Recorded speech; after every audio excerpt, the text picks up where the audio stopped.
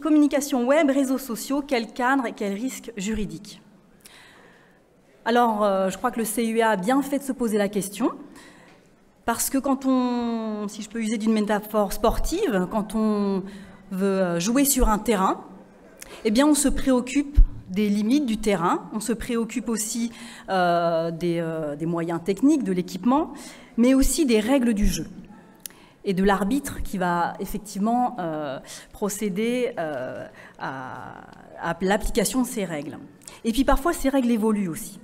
Donc avant de se lancer, je dirais, dans l'arène, sur le terrain de la communication web et des réseaux sociaux, encore faut-il avoir bien circonscrit toutes les règles du jeu.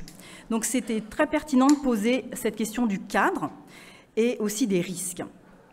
Alors c'est vrai que les risques, on peut les vivre personnellement en tant qu'utilisateur, mais aussi en tant que président d'association, en tant qu'association elle-même.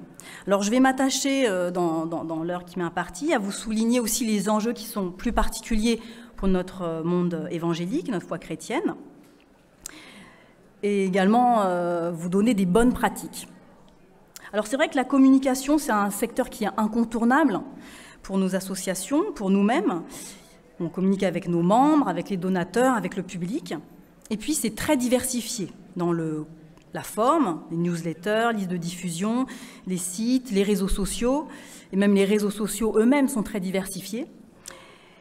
C'est une activité qui brasse énormément de contenu, des images, des sons, des textes, des séquences vidéo, des cartoons, que sais-je, aussi beaucoup de contacts personnels avec l'utilisation de bases de données.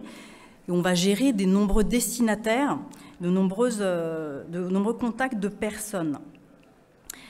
Et puis c'est surtout une activité qui met la lumière, qui place donc des propos, des contenus dans le public. Et donc c'est une activité qui expose vis-à-vis des tiers, mais aussi de l'administration.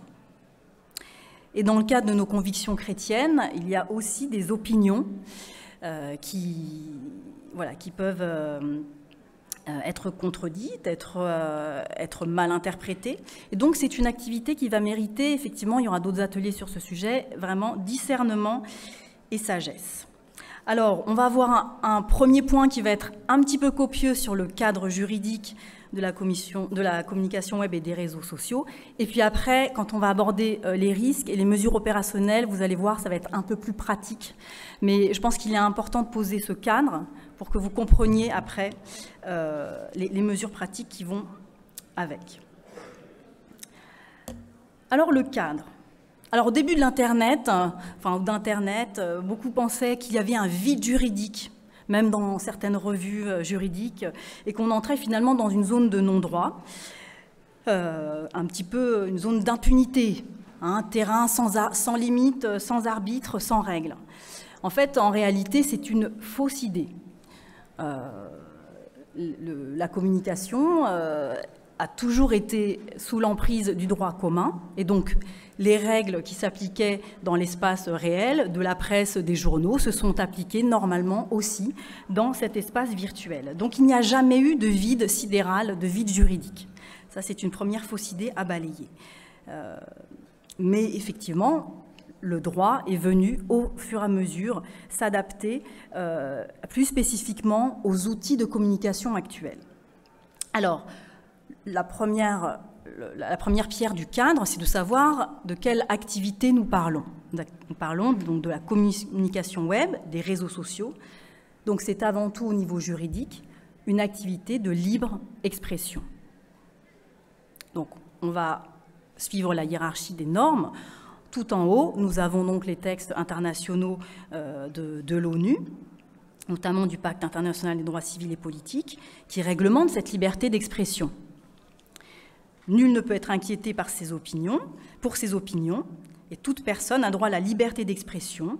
Ce droit comprend la liberté de rechercher, de recevoir et de répandre des informations et des idées de toute espèce, sans considération de frontières, sous une forme orale, écrite, imprimée ou artistique, et par tout autre moyen de son choix. L'exercice des libertés comporte des devoirs spéciaux et des responsabilités spéciales. Il peut en conséquence être soumis à certaines restrictions qui doivent toutefois être expressément fixées par la loi et qui sont nécessaires au respect des droits et de la réputation d'autrui, à la sauvegarde de la sécurité nationale, de l'ordre public, de la santé ou de la moralité publique. Déjà, on a un cadre qui est bien fixé par tout moyen, donc couvert par la liberté d'expression, mais aussi par des limites qui vont devoir être fixées par la loi pour des motifs précis. On a donc effectivement, si on descend d'un cran dans la hiérarchie des normes, les textes européens, et notamment la Convention européenne de sauvegarde des droits de l'homme et des libertés fondamentales, et son article 10, qui parle aussi du droit à la liberté d'expression. Si je vous lis ces textes, c'est pour que vous compreniez un peu mieux les principes sous-jacents. Toute personne, et là je vous l'ai mis, voilà, vous allez pouvoir suivre, toute personne a droit à la liberté d'expression. Ce droit comprend la liberté d'opinion, la liberté de recevoir et de communiquer des informations ou des idées sans qu'il puisse y avoir ingérence d'autorité publique et sans considération de frontières. Le présent article n'empêche pas les États de soumettre les entreprises de radiodiffusion, de cinéma et de télévision à des régimes d'autorisation. L'exercice de ces libertés comportant des devoirs et des responsabilités peut être soumis à certaines formalités, conditions, restrictions ou sanctions prévues par la loi, qui constituent des mesures nécessaires dans une société démocratique à la sécurité nationale, à l'intégrité territoriale et à la sûreté publique, à la défense de l'ordre et à la prévention du crime, à la protection de la santé ou de la morale, à la protection de la réputation et des droits d'autrui, pour empêcher la divulgation d'informations confidentielles ou pour garantir l'autorité et l'impartialité du pouvoir judiciaire. Ces textes sont importants et on a, si on descend encore d'un cran, notre droit constitutionnel français qui, notamment dans la Déclaration des droits de l'homme, dans l'article 10 et 11, nous indique que nul ne doit être inquiété pour ses opinions, même religieuses, pourvu que leurs manifestations ne troublent pas l'ordre public établi par la loi. L'article 11, la libre communication des pensées et des opinions est un droit les plus précieux de l'homme. Tout citoyen peut donc parler, écrire, imprimer librement, sauf à répondre des abus de cette liberté dans les cas déterminés par la loi.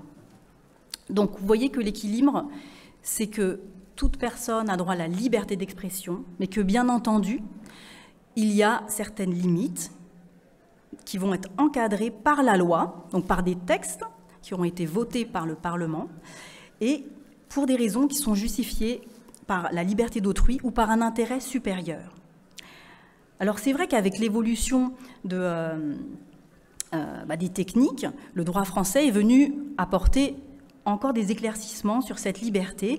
Et en 2004, il y a eu donc la loi pour la confiance dans l'économie numérique qui est parue et qui, dans son article 1, est venue poser ses bases en matière de liberté. Je vous le lis. La communication au public par voie électronique est libre. L'exercice de cette liberté ne peut être limité que dans la mesure requise, d'une part par le respect de la dignité de la personne humaine. Attendez, je crois que je vous avais mis le texte.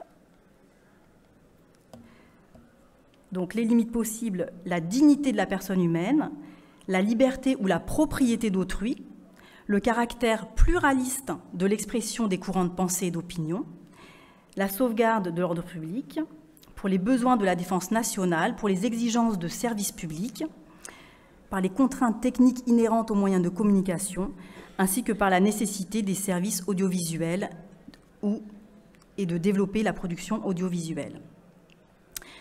Donc ainsi, voilà, l'équilibre, c'est qu'on a donc une liberté, notamment dans la communication électronique, mais effectivement aussi une conciliation avec d'autres libertés ou des intérêts publics majeurs. Alors quelles sont ces autres libertés ou ces intérêts publics majeurs ?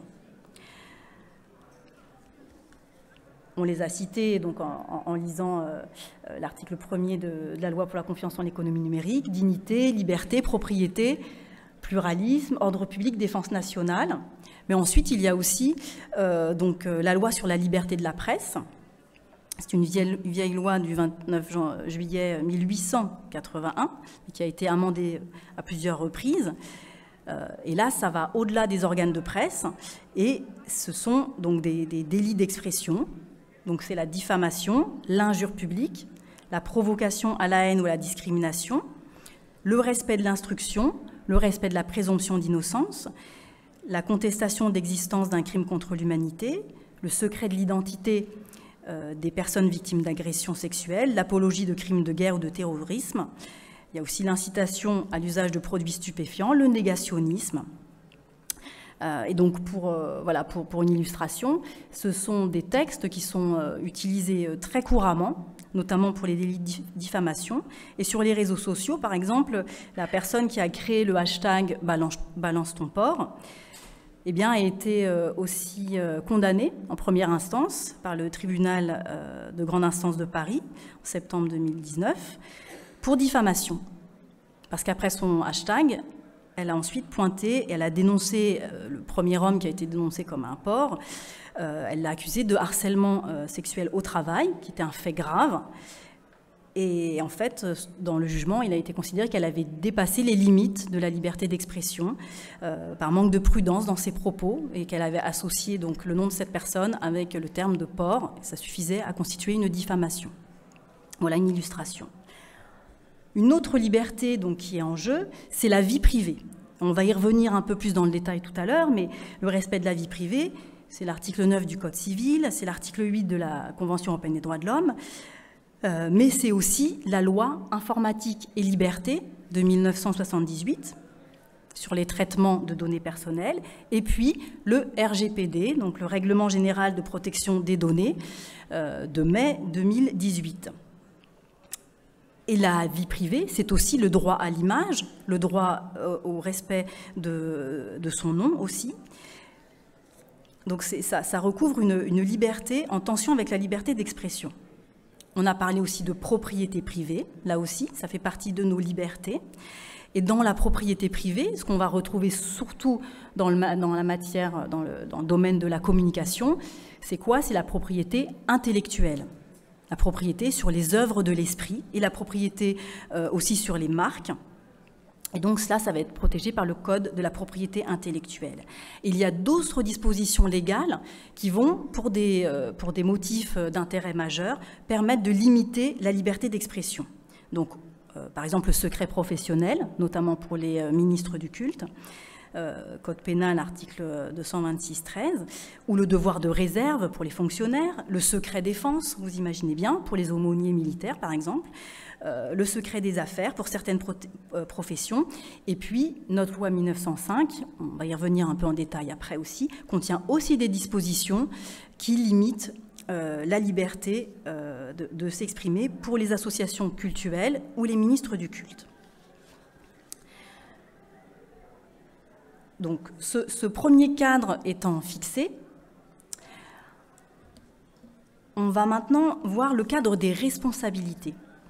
Parce que quand on parle du cadre et de risque, on va forcément parler de responsabilité civile, donc il faut réparer un dommage, ou pénale, il faut payer parce qu'on est en infraction contre la loi, et il va y avoir une peine d'amende ou une peine de prison. Alors c'est vrai qu'au début de cette communication web, il y avait quand même un sentiment d'impunité, puisqu'il y avait des personnes qui pouvaient donc se cacher sous des pseudos et communiquer sans être facilement repérées. Donc la loi pour la confiance en l'économie numérique a aussi essayé de lutter contre ce sentiment d'impunité et à clarifier les responsabilités juridiques.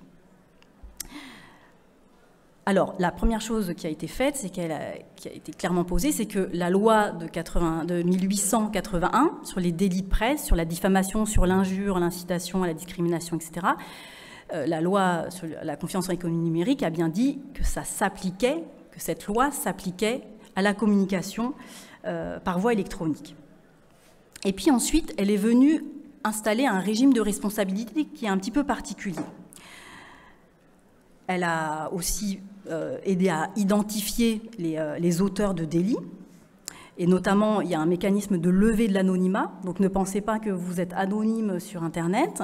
Votre fournisseur d'accès ou d'hébergement peut être tenu par décision judiciaire de lever l'anonymat et donc de permettre des poursuites à votre égard ou à celui de votre association. Et puis la loi prévoit aussi un droit de réponse, un peu comme dans la presse, permettant donc aux personnes qui étaient nommées de pouvoir corriger et répondre à des propos tenus à leur encontre. Et effectivement, on est dans un cadre où la communication dans les web ou réseaux sociaux, c'est principalement une communication publique. La loi a fait la différence entre ce qui était la communication, la correspondance privée et la communication publique. Alors, je dirais, hors un cas vraiment d'espèce où quelqu'un a pu faire reconnaître que sur Facebook, il n'avait que 15 amis dans un cercle fermé, paramétré, et là, il a pu faire reconnaître que c'était de la correspondance privée. Hormis ce cas-là, sur les réseaux sociaux, c'est directement de la communication au public. Pourquoi? Parce que même si vous pensez que vous êtes entre vos amis, eh bien, vos amis peuvent partager. Et en fait, le critère de publicité, c'est le critère de l'audience potentielle. Et en général, dès qu'on a un compte, voilà, notre audience potentielle est finalement mondiale. Donc, c'est une communication qui est publique. Alors, pour ce qui est de la responsabilité pénale et civile, la loi a distingué deux cas. Alors, si vous faites partie, comme moi, des utilisateurs des réseaux sociaux et du web, ou si vous êtes aussi président d'association et que vous avez un site internet, eh bien, vous êtes dans la catégorie des utilisateurs et des éditeurs de la communication. Donc, c'est l'article 6, si vous avez un soir vous avez du mal à vous endormir, l'article 6 de la loi sur la confiance en l'économie numérique, qui détaille nos responsabilités. Alors, vous et moi, en tant qu'utilisateurs, nous sommes directement responsables de ce qui est publié sur nos pages, sur nos sites Internet. Et pour rendre les choses un peu plus faciles pour les victimes, la loi sur la confiance en l'économie numérique a dit que pour les personnes morales, donc en ce qui nous concerne, c'est surtout les associations, eh bien, c'était le directeur de la publication qui était le responsable, l'auteur principal des infractions. Et plus précisément que pour les associations, c'était le représentant légal. Donc, vous faites le lien, le président de l'association est directement responsable de tout ce qui va apparaître sur le compte Facebook de l'association ou sur le site Internet, même si ce n'est pas lui qui est aux manettes. Et donc, à la seule différence que la loi a quand même précisé qu'il fallait qu'il y ait une fixation préalable, c'est-à-dire que le directeur de la publication ait pu voir la communication qui allait être portée à la connaissance du public. Mais voilà, ça va se faire très rapidement, ça va être très rapidement dirigé vers le directeur de la publication qui, lui, a un devoir de surveillance de ce qu'il va publier pour le nom et pour le compte de son association. Et puis, c'est vrai que ce qui est un peu particulier, c'est que dans ce cadre-là, on est responsable de ce qu'on publie soi-même, ce que j'ai décidé d'écrire, mais aussi de ce que je vais relayer. Donc, le lien hypertexte me rend responsable, le fait de mettre un hashtag, de faire un partage, de faire un like sur un contenu illicite, me rend auteur de ce contenu illicite, auteur principal de l'infraction. Donc la responsabilité de l'utilisateur, elle est vraiment très directe. Et donc il y a un cas pour le hashtag en tout cas. Donc c'est l'Union des étudiants juifs de France qui a porté une affaire contre Twitter et qui a gagné et parce qu'en fait ils avaient laissé proliférer un hashtag un bon juif, hashtag un juif mort. Vous connaissez ce dicton voilà, pour les Indiens. Et en fait, ça a été jugé comme constitutif d'apologie de crimes contre l'humanité et incitation à la haine raciale. Et il y a pu avoir justement levé de l'anonymat des personnes qui avaient relayé ce hashtag. Et donc, ils ont été condamnés.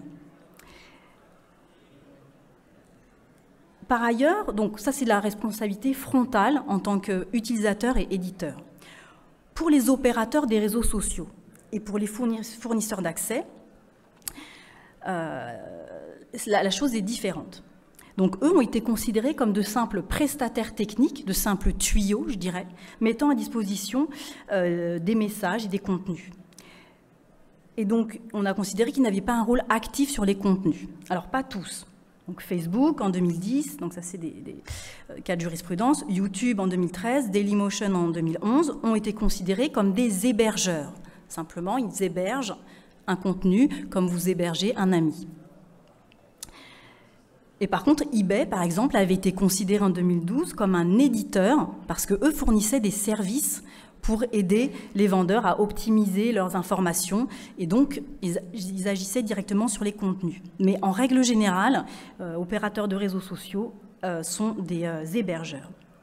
Et les hébergeurs, eux, ils n'ont pas d'obligation générale de surveillance. En fait, ils n'engagent leur responsabilité pénale ou civile que s'ils se sont abstenus de réagir quand ils ont su qu'il y avait un contenu manifestement illicite. Donc, eux, en fait, ne sont responsables que s'ils reçoivent une notification de contenu illicite et qu'ils ne font rien. Ou alors si un juge donc, leur demande de supprimer un contenu et qu'ils ne le font pas. Donc, ils ont une responsabilité pénale je dirais allégée, ils n'ont pas d'obligation générale de surveillance. Par contre, ils ont quand même une obligation de contribuer à la répression de certains contenus illicites. Donc, apologie de crimes de guerre, de crimes contre l'humanité, provocation à la commission d'actes de terrorisme ou apologie ou incitation à la haine raciale, à la haine à l'égard des personnes en raison de leur sexe, de leur orientation ou identité sexuelle ou de leur handicap. Ils ont un devoir donc de contribuer à la répression contre la pornographie infantile, contre l'incitation à la violence, contre l'incitation à la violence sexuelle et sexiste, et contre les atteintes à la dignité humaine. Donc ils n'ont pas de devoir de surveillance générale, ils ont un devoir de réagir si on leur notifie un contenu illicite, manifestement illicite, mais par contre ils doivent contribuer à éliminer les contenus illicites. Évidemment, vous le savez, ils doivent mettre en place un dispositif qui permet la notification de contenu illicite, le signalement, et puis en cas de souci, ils doivent informer les autorités publiques compétentes et donc permettre aux procureurs, notamment de la République, de se saisir de certaines affaires. Et ils doivent aussi rendre public ce qu'ils font dans la lutte pour le contenu illicite. Donc ils ont quand même une certaine pression dans ce domaine.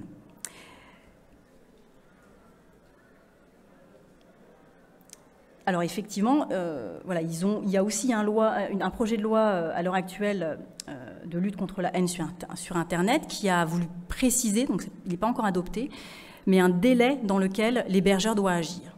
Ce qu'il faudrait, c'est que dans les 24 heures, au bout d'une notification de contenu illicite, l'hébergeur supprime le contenu.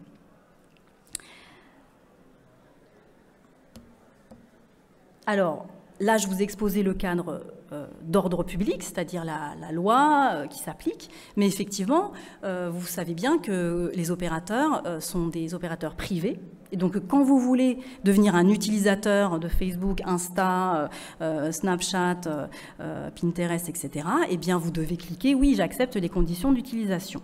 Donc ça, c'est le cadre privé, vous signez un contrat. Et donc, dans ce contrat, finalement, c'est la plateforme ou le réseau social qui vous accueille qui décide des règles. Et ces règles peuvent être aussi beaucoup plus contraignantes que ce que la loi vous permet de dire ou de ne pas dire, parce que cette plateforme, ce réseau, peut avoir aussi une politique de communication, une politique de ce qu'ils veulent ou pas sur leur réseau, et donc ils peuvent aussi restreindre ce cadre. Et je dirais dans un cadre qui est globalisé, qui est mondial, vous imaginez que notre loi peut être beaucoup plus permissive que dans d'autres États.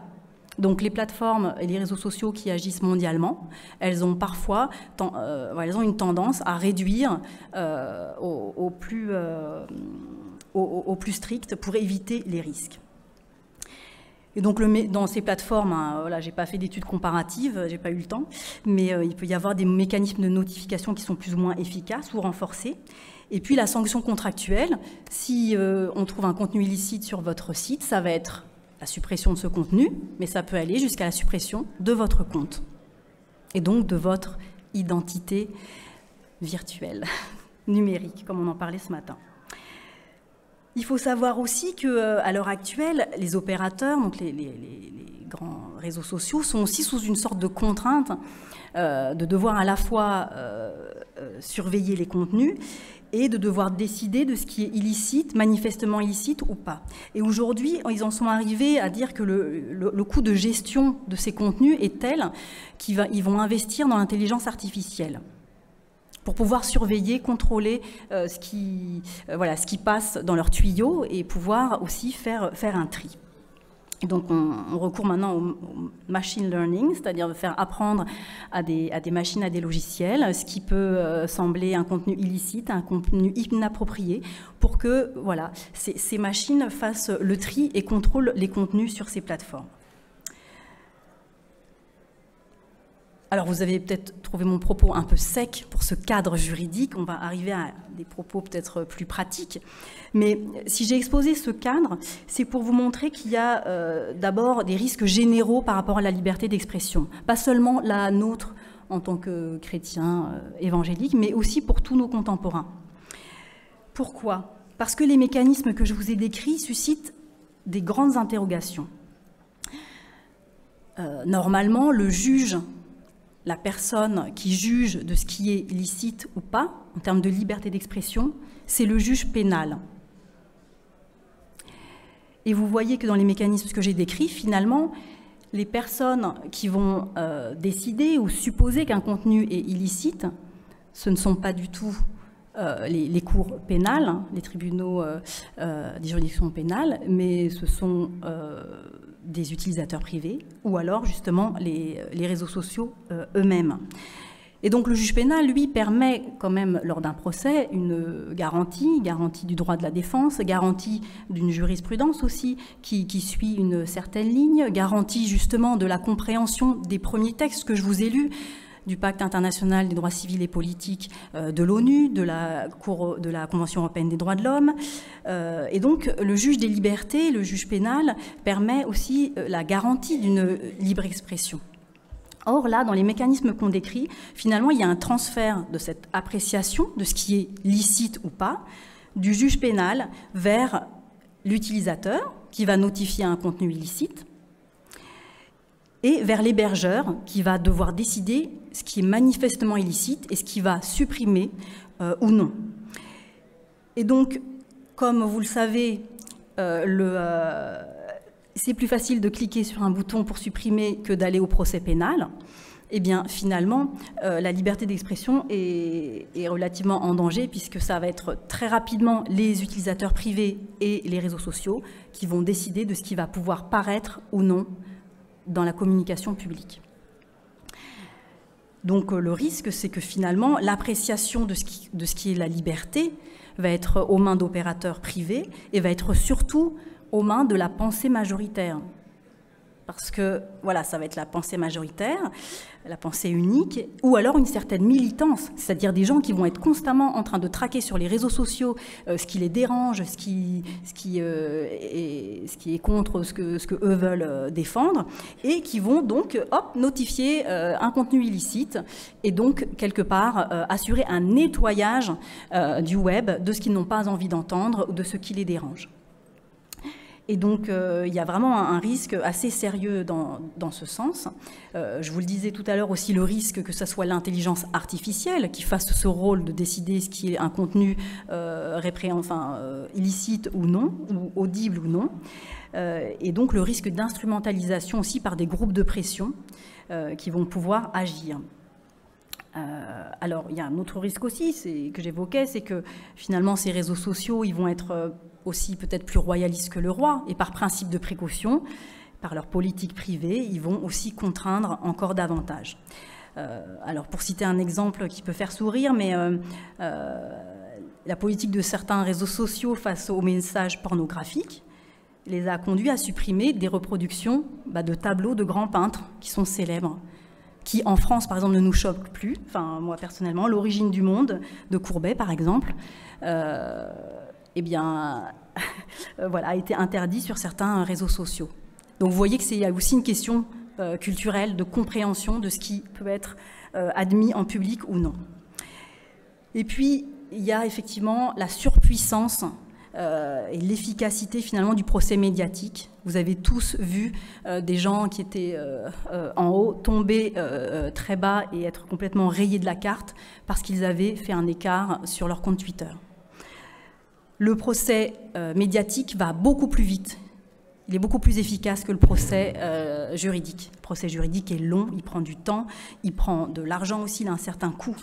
Donc je dirais que les contenus vont pouvoir être rapidement supprimés, chantés par principe de précaution. Et après, ça va être très difficile de les réhabiliter juridiquement, de revenir en procès, de dire non, mon contenu était licite, je souhaiterais qu'il soit réhabilité, qu'il soit publié. Et qui vont être ceux qui vont avoir le courage de faire un procès long et coûteux pour réhabiliter leur contenu ? Une fois qu'ils auront subi les foudres médiatiques. Ils seront rares. Donc je vous parlais aussi de cette loi de lutte contre les contenus haineux sur Internet. Moi, je suis tout à fait pour qu'il y ait moins de haine sur Internet. Mais c'est vrai qu'encore faut-il savoir ce qui constitue cette haine et si c'est le juge pénal qui va le décider avec certaines garanties ou si ce sont les utilisateurs eux-mêmes ou les plateformes eux-mêmes. Il faut savoir aussi qu'au niveau de la Commission européenne, il y a des exigences de statistiques, de chiffres qui ont été demandés aux grands opérateurs de réseaux sociaux pour qu'ils montrent ce qu'ils font dans la lutte contre les contenus illicites. Donc on va arriver très rapidement à une surenchère. Ils vont devoir montrer qu'ils luttent contre le contenu illicite et donc ils vont devoir montrer combien de choses ils ont supprimées et dans quel domaine. Donc voilà, il y a un engrenage qui est là et qui est un peu inquiétant pour la liberté d'expression. Et donc on risque de rentrer plus dans le côté réprobation publique ou approbation publique qu'un côté plus posé sur ce qui est notre liberté d'expression. Voilà pour les risques généraux. Maintenant, on va venir aux risques plus particuliers, les risques qui sont les vôtres en tant qu'individu, soit en tant qu'utilisateur, soit en tant que président d'association et donc directeur de la publication. De vos sites ou de vos pages ou de vos comptes. Donc effectivement, il y a une responsabilité pénale dans la plupart des cas, une responsabilité civile donc pour les dommages et intérêts. Et puis, comme je vous disais, voilà le rôle du directeur de la publication. À quoi ça nous engage ? Ça nous engage, une fois qu'on sait ces choses, à prendre des mesures opérationnelles, c'est-à-dire à ne pas laisser passer le train sans monter dedans et à agir. Donc on va venir à un côté plus pratique sur ces questions-là. Alors c'est vrai que c'est très important de se poser d'abord pour savoir qui va être responsable du contenu.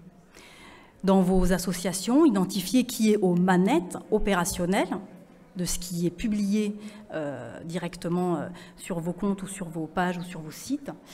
C'est très important et c'est important d'identifier qui est juridiquement responsable. Je vous rappelle, le directeur de la publication, c'est le président de l'association. Alors effectivement, il va falloir renforcer un contrôle préalable de ce qui est de ce qui est publié, ou si on ne peut pas le faire, du moins, arriver à être plus réactif en cas de notification ou si on estime qu'on est en risque. Effectivement, et là on va venir un peu en entonnoir, hein, il faut vous informer sur le cadre juridique et aussi contractuel des espaces où vous publiez. Moi j'avoue, je n'ai pas eu le temps de regarder très en détail les conditions d'utilisation Facebook ou Insta ou Twitter, mais renseignez-vous, regardez bien, parce que les politiques de communication peuvent être diverses. Et donc ça nous amène à définir, si on veut se sécuriser, il faut définir avec votre responsable de com une politique claire et sécurisée. Sur quoi on ne va pas parler, sur quoi on va parler, comment on va le faire, et déjà d'avoir des bonnes assises pour être sûr, si vous êtes président d'association par exemple, qu'il ne va pas y avoir de dérapage et incontrôlé. Après, voilà, quel est le contenu, quels sont les risques concrets? Alors, assez rapidement, Le premier risque, c'est celui de voler, de voler des gens, c'est-à-dire de voler leur propriété intellectuelle. C'est la contrefaçon, c'est un délit civil et pénal. Donc c'est contrefaçon de droits d'auteur ou des marques. Effectivement, aujourd'hui, on peut tout copier assez facilement, des images, des sons, des textes, voilà, dans notre communication. Sachez que le droit d'auteur, il est présent pour toutes les œuvres de l'esprit. Et il est présent jusqu'à 70 ans après la mort de l'auteur, et qu'on ne peut pas utiliser une œuvre sans avoir l'accord express de l'auteur, et éventuellement une rémunération s'il le souhaite.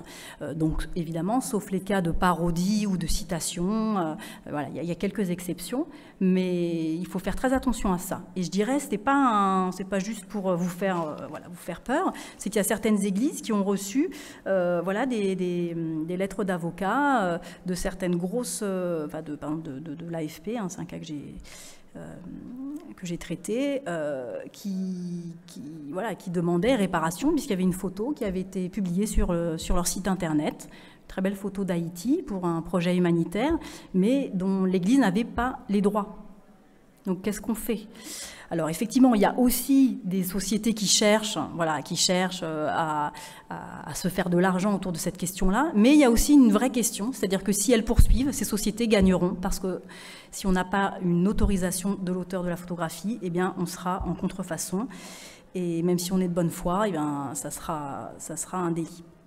Donc attention à ça. On est aussi responsable de tout ce qu'on fait avec l'abonnement et à notre fournisseur d'accès Internet, par exemple le téléchargement illégal, etc. Vous savez que la Haute Autorité pour la diffusion des œuvres et la protection des droits sur Internet, Hadopi, traque aussi tout ça. Et donc je connais une association qui a reçu une notification, première mise en demeure, parce qu'il y avait du téléchargement illégal à travers sa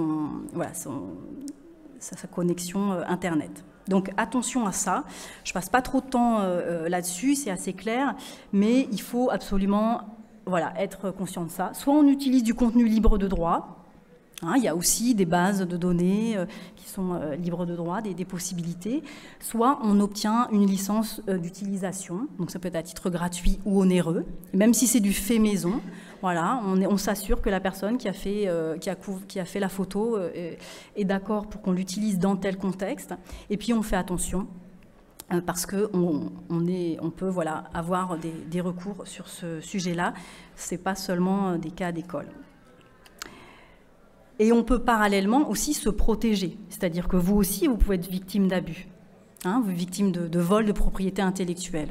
Et donc dans ce cas-là, c'est bien aussi de connaître vos droits et de pouvoir les exercer.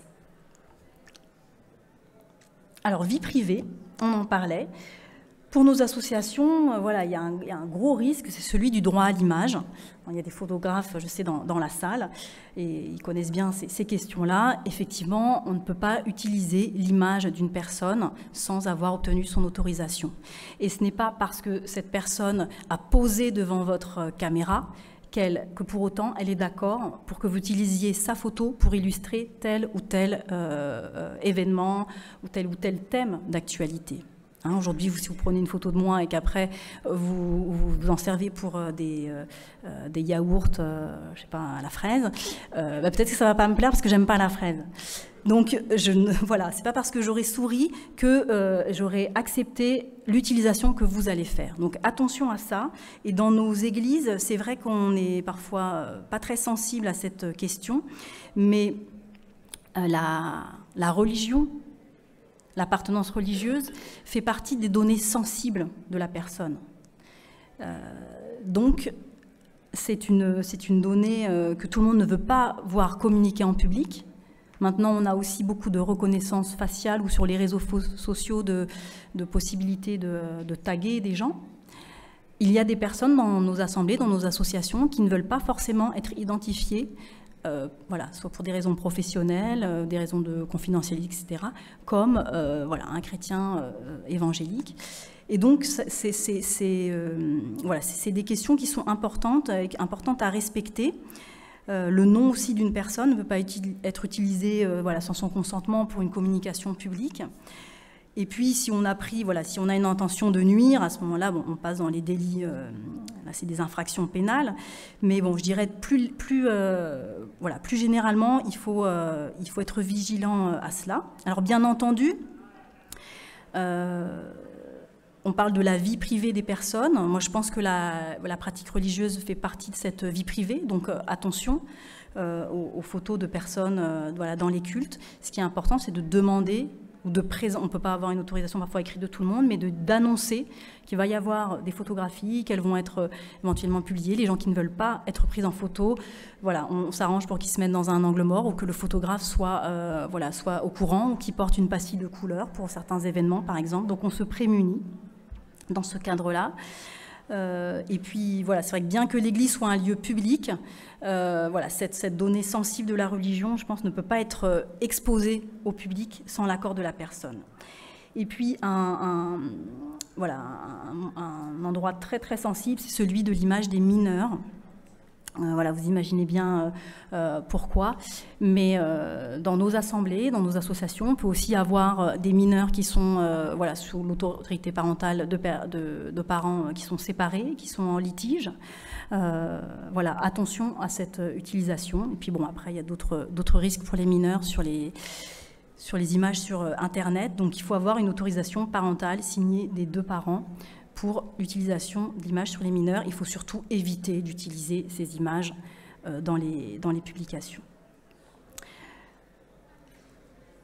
Voilà, sur ce plan, voilà, se prémunir. Et puis on peut faire évidemment des photos de foule où les gens ne sont pas reconnaissables, des photos d'actualité ou des photos voilà, qui prennent un ensemble. Mais à partir du moment où une personne est identifiée et ressort du lot pour illustrer quelque chose, voilà, il faut avoir son autorisation. Alors, vie privée et données personnelles. C'est pas quelque chose de très nouveau. Hein. On a fait tout un buzz autour du RGPD 2018. Effectivement, voilà, au niveau européen, c'était nouveau parce que certains de nos pays membres de l'Union européenne n'étaient peut-être pas très au top sur ces sujets-là. Mais nous, en France, on était quand même déjà très avancés. Et je pense que le RGPD s'est beaucoup inspiré de notre loi informatique et liberté qui date de 1978. Donc, voilà, comme moi, elle n'est pas toute jeune. Et donc, ce n'est pas quelque chose de nouveau. Par contre, c'est vrai qu'il y a un pas à faire entre la loi informatique et liberté et la mise en conformité RGPD. C'est un peu plus lourd, c'est beaucoup plus documentaire. Donc, voilà, effectivement, on pourrait y passer des heures. Je vais vous épargner cela. Il y a toute une liste de choses qu'il faut faire. Il faut déjà comprendre quelles sont les données que vous traitez, essentiellement pour vos associations, et pour quel objet. Il faut être fair-play, il faut collecter ces données avec des mentions d'information correctes. Il faut assurer les droits d'accès, de rectification, de suppression. Il faut respecter les finalités. Si vous avez collecté pour l'annuaire de l'Église les données, eh bien, n'utilisez pas ces données pour, je ne sais pas, de l'événementiel ou votre pub pour votre société. Voilà, ça paraît logique, mais respectez la finalité de la collecte, les durées de conservation. Voilà, avoir un sous-traitant qui est dans l'Union européenne, puisqu'il est aussi soumis au RGPD, donc on est sous la même loi. Et puis des obligations de sécurité, de confidentialité. Là où je vais passer peut-être un petit peu plus de temps, c'est sur la question du DPO, donc du délégué à la protection des données personnelles, et de l'analyse d'impact. Pourquoi? Parce que selon la loi informatique et liberté et aussi donc, le RGPD, l'appartenance religieuse est une donnée sensible, donc une donnée particulièrement protégée. Normalement, d'ailleurs, vous savez, l'État n'a pas le droit de collecter cette donnée en France sur nos appartenances religieuses. Ou alors, il faut que ça soit fait de manière anonyme, mais c'est une donnée qui ne peut pas être collectée. Effectivement, en tant qu'association cultuelle, en tant qu'association avec des convictions chrétiennes, vous allez collecter des données de vos membres, de vos donateurs et même de tiers. Et le fait qu'ils soient dans vos bases de données, c'est forcément un indicateur de leur appartenance religieuse, réelle ou supposée. Donc c'est une donnée sensible. Alors, pour base légale, pour les membres, c'est effectivement le contrat. Quand on est membre d'une association, c'est comme si on avait passé un contrat, donc ça ne pose pas de problème. Pour les tiers, par contre, ça ne pose pas de problème, il faut qu'ils aient consenti et que vous ayez collecté avec les mentions qu'il faut. Mais pour les tiers, il faut un consentement express. Alors, quelles sont nos obligations quand on collecte des données sensibles ? Alors, si on collecte des données sensibles et que c'est à grande échelle, donc là, la CNIL fournit quelques indications, mais en gros, c'est à vous de voir selon le volume, selon la catégorie de données, selon le fait que vous êtes national ou mondial, si vous estimez que vous êtes à grande échelle. Donc là, il va falloir nommer un délégué à la protection des données, une personne qui va surveiller votre conformité au RGPD. Par exemple, au CNEF, on a estimé qu'on était dans ce cadre-là, qu'on avait des données traitées à grande échelle. Ça peut ne pas être le cas pour une association locale. Et puis, très très récemment, la CNIL a sorti une délibération sur la liste des traitements qui ne devaient pas avoir une analyse d'impact. Parce maintenant, on doit fournir une analyse d'impact d'ici 2021 en cas de violation du RGPD. Et donc, ça est très intéressant, cette délibération. Elle a dit que pour les associations qui traitaient donc, des données de leurs membres ou de leurs sympathisants, il n'y avait pas besoin d'analyse d'impact. Alors, j'ai fait ouf, sauf que la délibération indique que ça ne, que ce n'est pas le cas pour ceux qui collectent des données sensibles. Donc, si vous collectez des données sensibles religieuses, il va falloir faire un document d'analyse d'impact en cas de violation des données personnelles de vos membres. Et donc, la CNIL met à disposition un logiciel open source pour faire ce document. J'avoue que moi-même, je dois m'y plonger et on pourra en reparler dans d'autres séances passionnantes. Alors, rapidement sur les points techniques aussi, on a cette question des dons en ligne qui revient assez souvent. Alors, je vais tout de suite vous rassurer, sur les dons en ligne, il n'y a pas de souci concernant les associations cultuelles. Il n'y a pas d'obligation qui concerne les associations cultuelles. Par contre, pour les autres, donc on a cette loi d'août de 1991, qui a été modifiée en 2019, donc c'est assez récent, sur l'appel public à la générosité, et elle impose en fait aux associations et aux fondations, etc., de devoir établir un compte emploi des ressources, des comptes annuels et une déclaration préalable à l'appel public à la générosité, quand elles font, donc, quand elles reçoivent des dons en ligne, qu'elles ont des modules de dons en ligne. Et donc ça peut être donc, sur Internet, par SMS, par le crowdfunding ou par d'autres biais. Alors, ce qui est plutôt rassurant, c'est qu'il y a un seuil. Et ce seuil, c'est le même que celui qui impose au recours au commissaire aux comptes. Donc, c'est le seuil des dons de 153 000 €. Donc, je dirais, soit vous êtes en deçà et donc vous n'êtes pas soumis à cette réglementation, soit vous êtes en dessus de ce seuil, 153 000 € de dons, et à ce moment-là, vous êtes soumis au commissaire, au commissaire aux comptes, et votre commissaire aux comptes va vous informer sur vos obligations si vous avez des modules de dons en ligne dans ce cadre-là. Et donc, c'est vrai que dès qu'on a un module sur Internet, c'est forcément à échelon national, puisque tout le monde peut se connecter. Alors, on en vient, et j'ai gardé ça exprès pour la fin, à nouveau à nos questions de liberté d'expression. Effectivement, ce qui va être plus questionnant pour nous, c'est la liberté d'expression et de nos convictions chrétiennes, soit du fait de faire de l'évangélisation, de vouloir porter l'évangile à nos contemporains par la voie des médias web, soit le fait d'évoquer notre doctrine chrétienne, alors notamment sur la sexualité, la famille, la dignité humaine. Et donc, c'est ce qui va pouvoir être le plus sensible.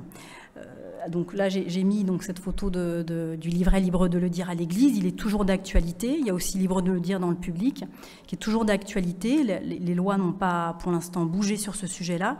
Et donc, dans ces livrets, on a aussi voilà, des conseils à vous donner sur ce sujet.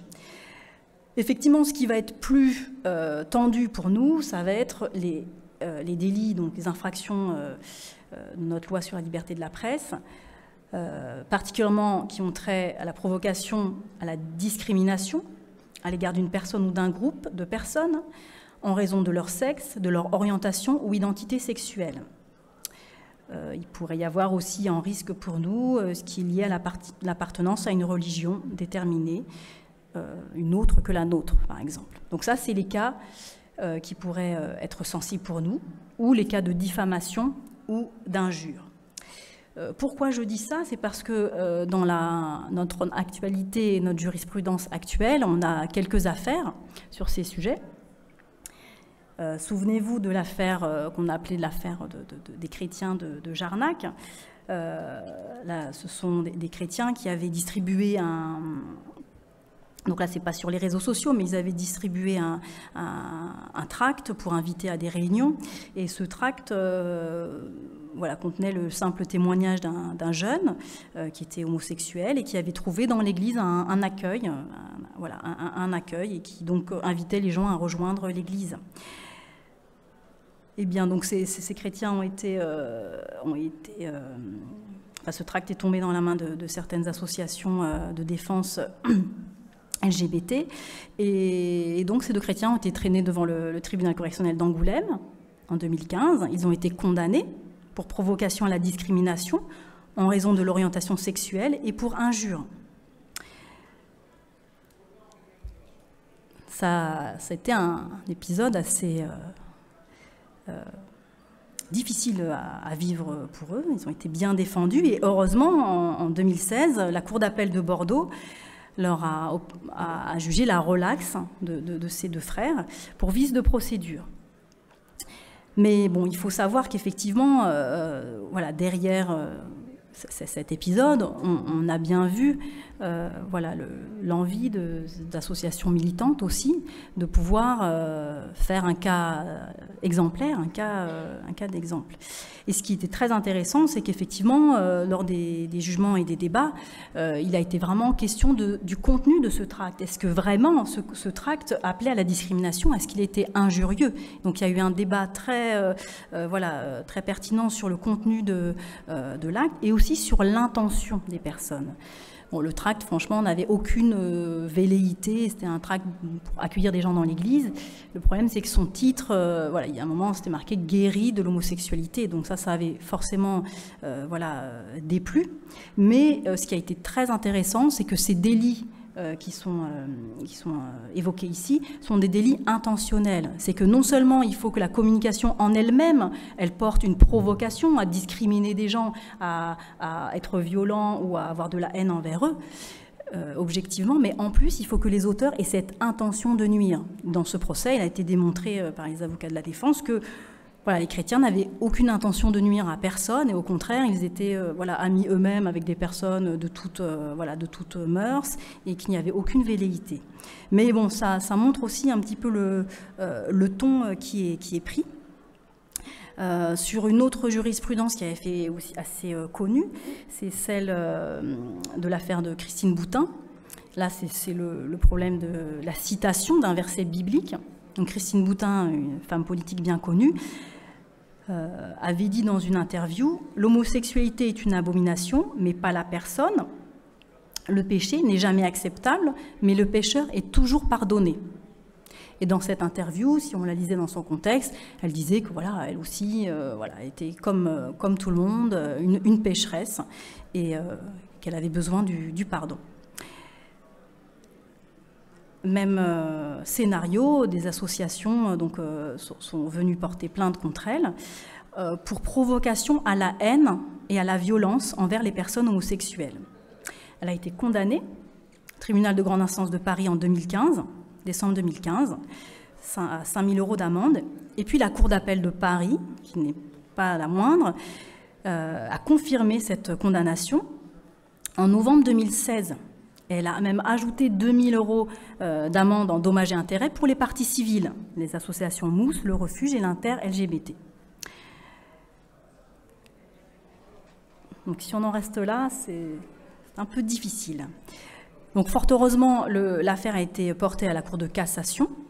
Et en janvier, le 9 janvier 2018, la Cour de cassation a tranché d'une manière très intéressante. Donc je vous lis, donc elle a rejeté sans renvoi l'arrêt, et elle dit donc le propos incriminé, s'il est outrageant, ne contient néanmoins pas même sous forme implicite l'appel ou l'exhortation à la haine ou à la violence à l'égard des personnes homosexuelles. Donc c'est rassurant parce que la Cour de cassation a vraiment regardé le contenu de la citation de cette interview. Elle a pu voir qu'il n'y avait pas de provocation à la discrimination, enfin à la haine ou à la violence envers les personnes homosexuelles. Madame Boutin se disait elle-même pécheresse, le pécheur pardonné. Et donc elle a continué à avoir une appréciation objective des faits. Parce qu'effectivement, beaucoup de personnes peuvent se sentir peut-être choquées ou inquiétées par ces propos, mais ça reste dans le cadre de la liberté d'expression.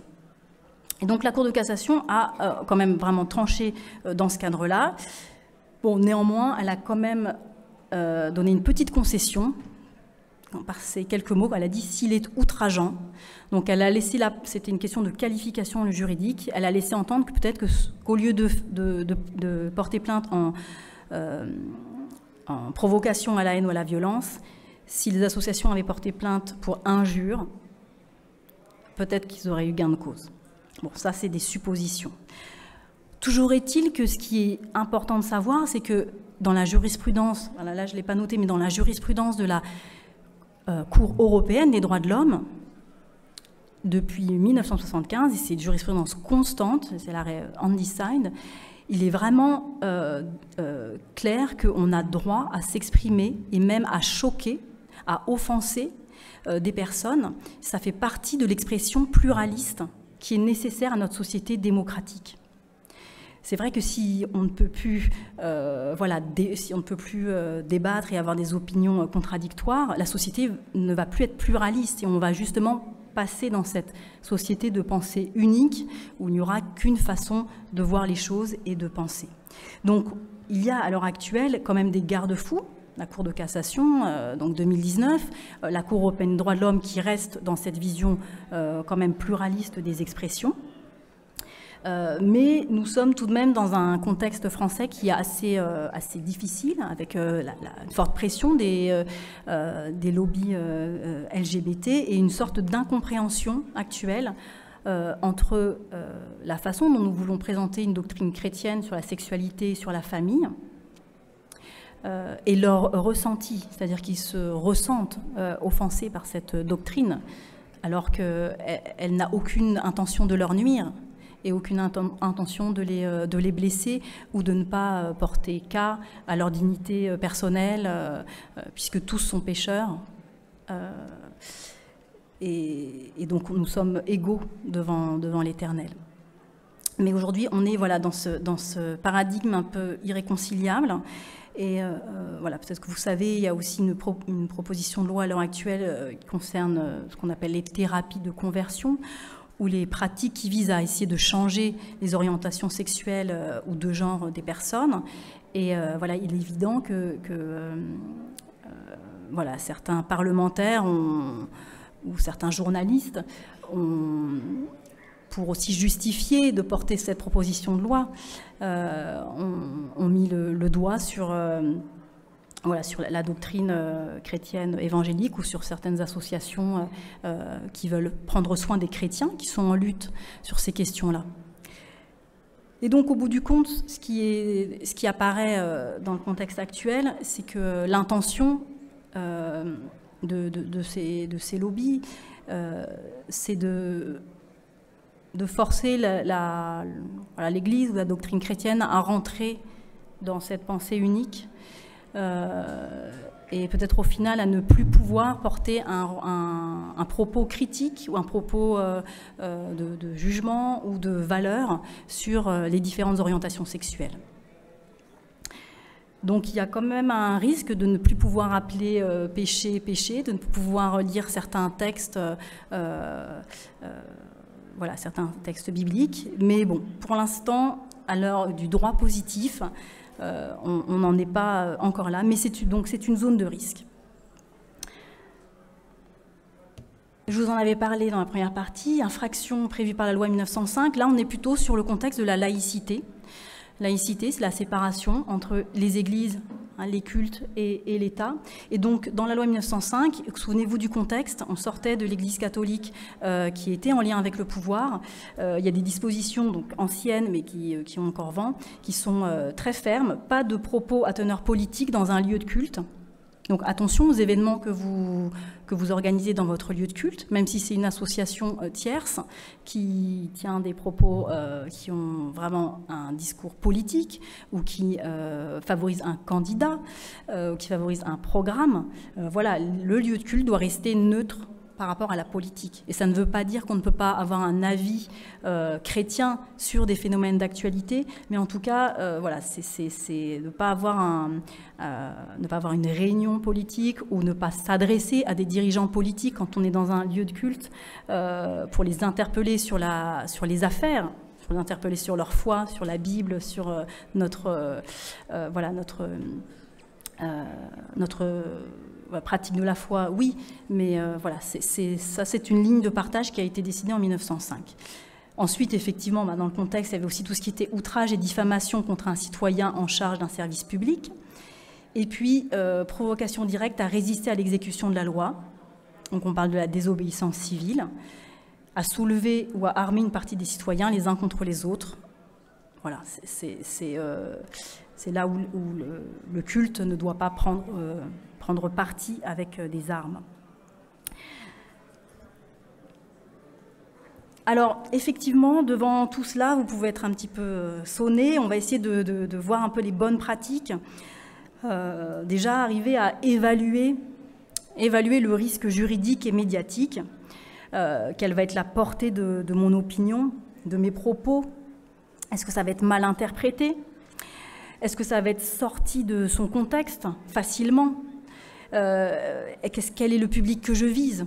C'est peut-être pas nécessaire que ça soit publié sur le web ou dans les réseaux sociaux. Si je vise qu'un public restreint, peut-être que je peux privilégier la correspondance privée à la communication publique, si c'est dans un cadre où je me sens en risque.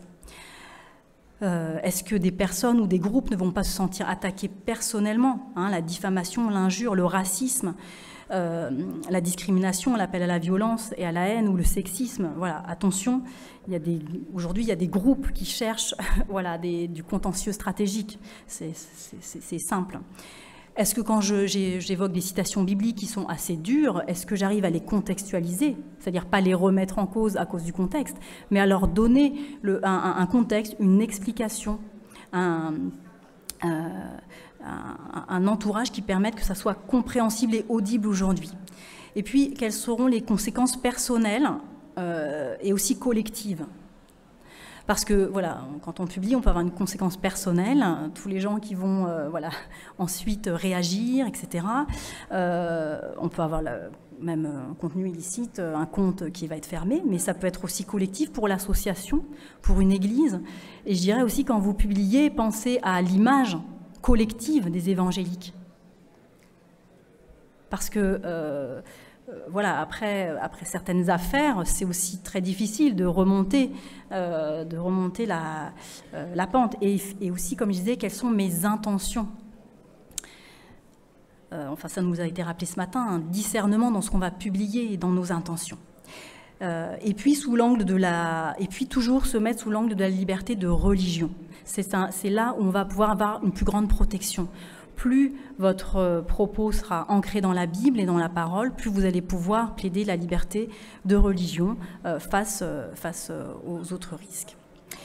Voilà, j'en finis sur un dernier point de vigilance, c'est votre e-réputation et donc le domaine de la preuve. toute publication peut servir de preuve, que ce soit envers des tiers, envers vos membres, mais aussi envers l'administration. Donc il peut y avoir des conséquences fiscales. Si vous mélangez la communication de vos associations 1905 et de vos associations 1901, ne vous étonnez pas si le contrôleur fiscal vous questionne sur votre qualification cultuelle, s'il voit que vous avez des activités voilà, culturelles sur votre site internet. Voilà, si vous déposez un dossier d'agrément CAF et que vous êtes centre de vacances, soyez vigilant aussi sur la manière dont vous présentez les informations.